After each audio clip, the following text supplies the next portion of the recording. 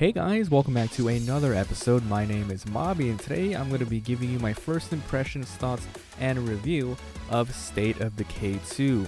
Now this review is the first 3 to 4 hours, so this is my first impressions, nothing too crazy. I might do a final impressions video later / review once I get maybe 8+ hours in. Anyway, all of the gameplay that you are seeing today is taken straight from our Twitch live streams, and if you want to see the full unedited videos, I usually upload all of my Let's Plays to my secondary YouTube channel, Mobby vs Games VOD, so if you want to watch all those parts, it's there for you, link down below. So, let's get started. What is State of Decay 2? We're going to give you a quick summary before we dive into the details. This is an open world survival game with an over-the-shoulder type of view with a lot of management in terms of resources and people with a good amount of exploration. Now, a little backstory with me and State of Decay 2. I love number 1. I played it when it first came out on Xbox 360. Back then, it was only a downloadable only title, and then I think a couple of years later, it was released on Steam and maybe a physical form. I don't remember. Anyway, let's get into the story. Now remember, this is the first 3 to 4 hours, so I'm only going to be telling you what I found out since then. So, obviously, zombie apocalypse. As soon as you start the game, you have a choice between around, I think it was 4 different types of tutorial scenarios that you can jump right into. They give you random characters, and every time you start, they give them different names, and I think they get different stats, probably not, but definitely different types of names. So you play for about 20 minutes to 30 minutes, and then you get acclimated with the world. It teaches you, oh, this is how to survive in this world, and you can even press star, and there's like a little help menu there if you want to dive deeper into it. But pretty much, you learn how to fight, equip weapons, repair, a lot of the other mechanics such as sneaking, backstabbing, and zombies. So after, pretty much the story takes place a couple of months into the zombie apocalypse, it seems. And then after you're done with the tutorial, you get to choose which map you want to go on to. Right now, there's about 3 different types of maps. I've only chosen the first one because I thought, why not start there? And then it jumps you into your first starter house, and that's where you start your gameplay. How is gameplay, by the way? Well, here's what you're mostly going to be doing in this game. I'm not going to lie, it's a kind of a grind game, but if you're into this type of thing, I'm having fun with it, and I'm pretty sure I'm going to play at least 4 more plus hours before I even feel, fatigue from grinding. So the game is all about survival, right? They do tease a sort of end game. They give you a sort of goal, and that's to defeat like the zombie horde that is spreading. You can do that, and then once you defeat the final horde, I haven't done it, but like I said, they tease it at the beginning of the game, like, oh, once you do this, you can move on. You can grab all your favorite characters and move on to the next map and try it there. So like I said, 3 different maps, maybe more later. But we'll see. So you're pretty much going to be building up your base. At the start of the game, they give you a nice little house which has lots of different types of starting equipment to help you out. You get a car to start off with a couple of parking spots. Parking spots are used to save your car, and you can upgrade cars with the with parts that you find all over the world. You also have you have customization options for your base depending on what type of base you get.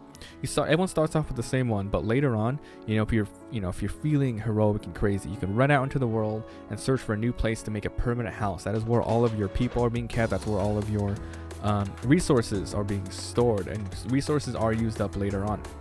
So in your base, you can build some sort of stuff like armories, to workspaces, workshops to upgrade, repair, and make new weapons, that sort of thing. You can make an infirmary to heal people when you're outside, they heal over time. And then you can even make like even more type of comfort stuff, such as more beds for people to live in, depending on how much you have. So you have to really pick and choose, because there's only so much limited space in your house. You're definitely, after a couple hours, you're definitely going to want to move out and find a new house. So resource management, they give you 5 types of resources that you must pretty much deal with. There are meds, gas, let's see if I remember, meds, gas, ammo, material, what was the last one? Oh, what did I say? Meds, ammo, parts. Ah, yeah, parts and resources and all that stuff. Anyway, you have to be collecting all that because depending on what kind of buildings and upgrades you get, for instance, if you want power, right, you're gonna have to make a generator. If you make a generator, everyone's happy because they got power, but then you're gonna be using up maybe like 1 gas resource a day. So you have to go find gas or find a permanent resource for gas, and I'll talk about that later. So yep, you're going to be managing your resources, collecting resources, going out. I'll talk about that one later. And then, of course, you're mostly going to be managing people. You're not sticking with 1 or 2 people throughout the whole game. It's really recommended that you really play a lot of different characters, and I'll tell you why later. All right, so let's talk about the fighting. There's mostly 3 ways to fight. There's melee. Let's talk about that first. Melee combat is... it's whatever, you know, it's not like Batman Arkham Asylum where you're going to be countering and attacking. There is a little bit of that, but it feels a little clunky, but it works for the type of game that it is. It's a freaking tower defense type of game. You go out and attack, right? So you get different types of weapon, and they have durability and stats. Okay, so you pretty much attack, and your character just swings wildly. And there's different sort of stats for all the characters. There's cardiovascular. Let's just say freaking their stamina. The more you run, the better you get at it. And then you have certain stats, which is stars. So if you fight close range a lot, your rank with it goes up. And if it hits a certain rank, like 1 to 7 stars, if it hits that 7 star, you unlock 1 to 2 different perks to obtain. For instance, you could now kick while you're aiming with a gun, or you now have a running slash attack. And then it rolls back to 0 stars, and you roll up. So as you play with the character, they get stronger and stronger in terms of the skills, and sometimes they can get permanent stats such as more carrying capacity, etc. So you really get attached to those characters. So that's melee. Range. So there's 2 different types of range way to play. As I've seen so far.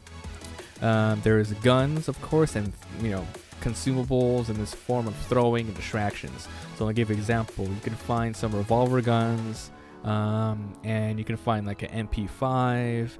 It's really nice because they are almost pretty much a one-shot headshots. However, ammo is scarce. The guns do have a durability and sometimes can jam.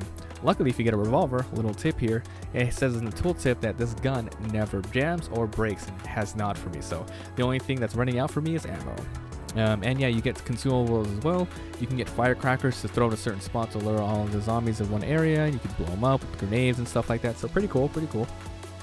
The next step is cars. My god, car combat is very satisfying.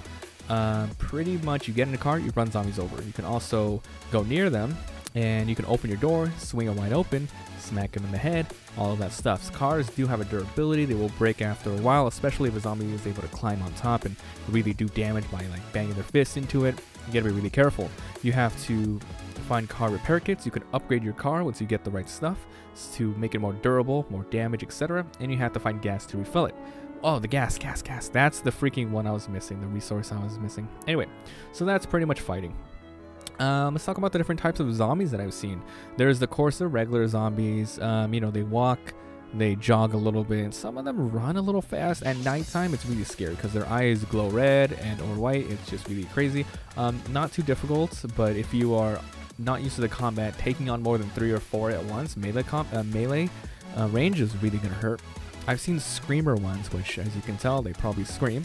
Once they do, they usually spawn in more zombies and they all chase after you, which is bad. There's a sort of like rabbit/hunter type of zombies. If you've seen like Left 4 Dead and see the hunter zombies, that's pretty much it. There's the spitter ones, which throw out a very dangerous gas, and there's a lot more that I have not seen yet.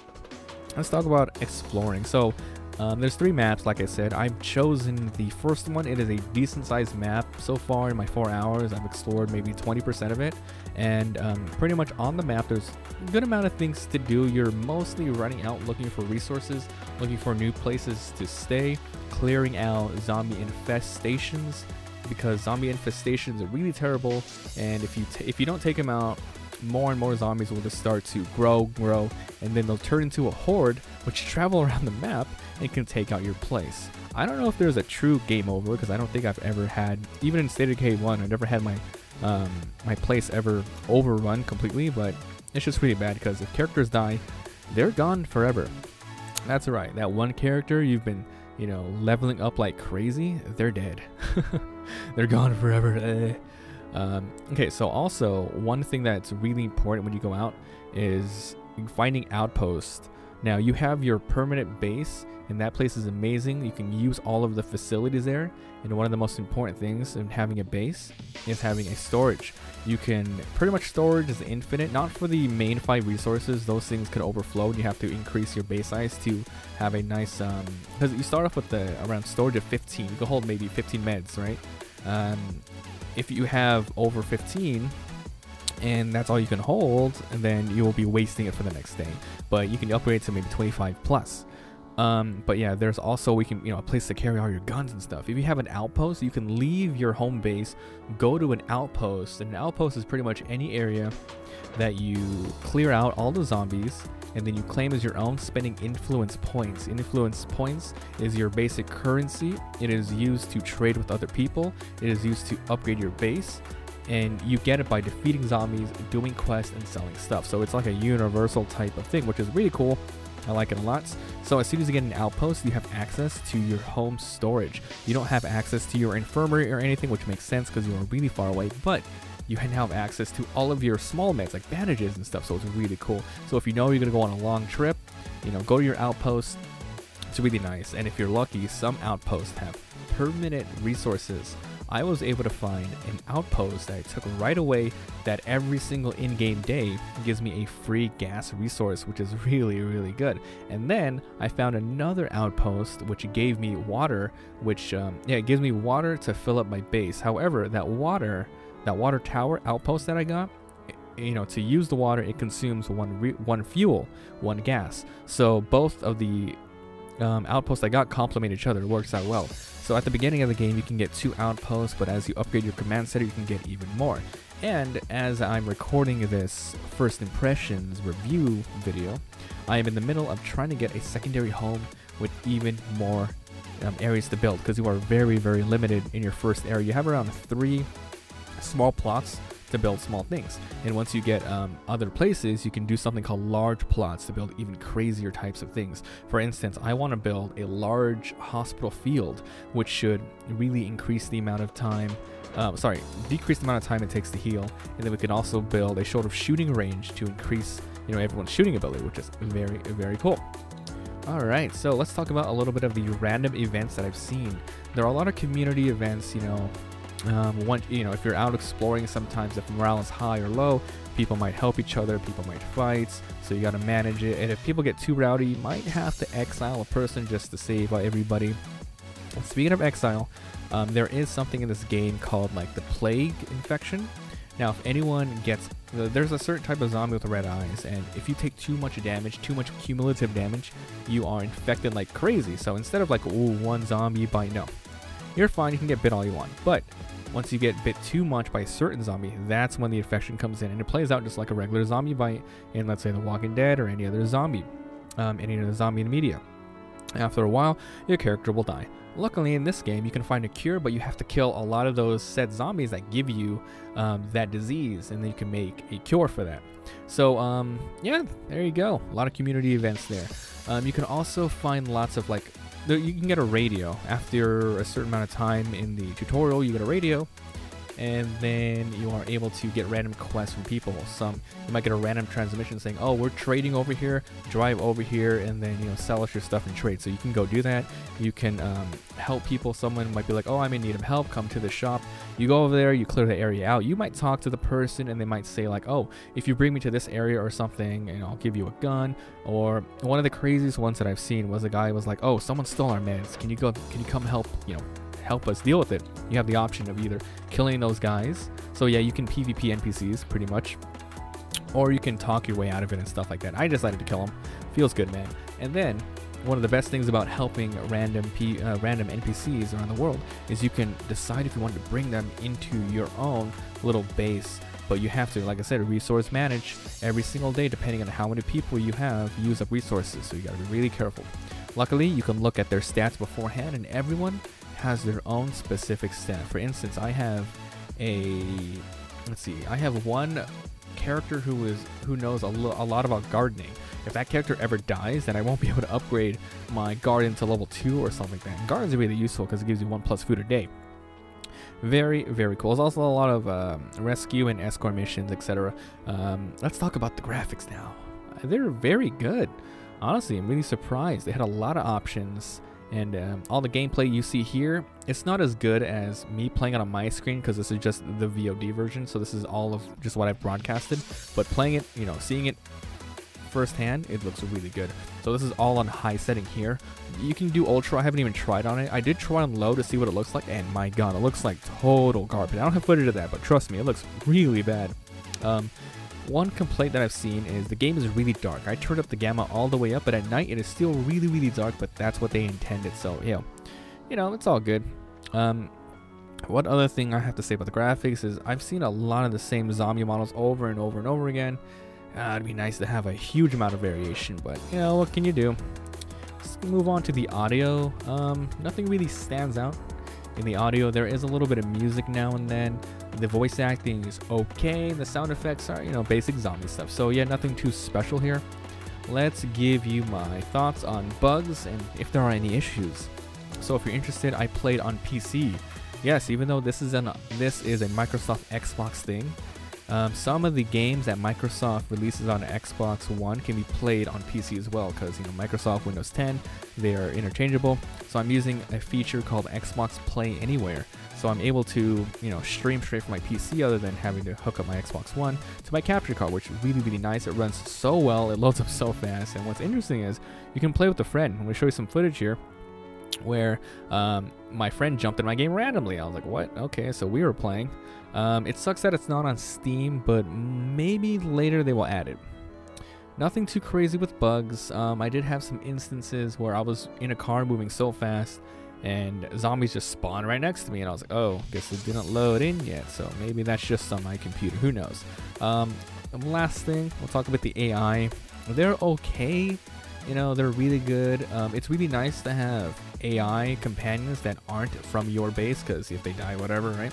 But if you get people, because you can recruit some of your own people from your base to go help you out, which is nice, having another person, but if they get hit too much, which they probably will, because they're not human, they're gonna get attacked, right? They're gonna get the crazy infection, and you have to spend a lot of like resource meds to fix them, which kind of suck. So, you know, I would say be wary bringing in AI companions to help you out, unless they're from the outside. So I just wanted to give you guys a quick little video on my personal first impressions, thoughts, and review of State of Decay 2. Usually these videos aren't that long. I talked for almost 18 minutes. But yeah, I had a lot to say about this game. This was my first 4 hours of gameplay, and I might do later on a final impressions, thoughts, review video, you know, letting you guys know. So like I said, all of the footage you are seeing is straight from my Twitch stream, so link down below if you want to come on by and follow me. Even if I'm not live, when you click on that link, follow and turn on notifications. I usually go live every single day, and if you want to watch these videos uncut, click down below to my secondary YouTube channel, Mombi vs. Games VOD. That's where I will be uploading most of all of my Twitch streams that I don't edit. It's just going to be up there for people to watch. So thanks for being here, thanks for watching, and I'll see you guys next time.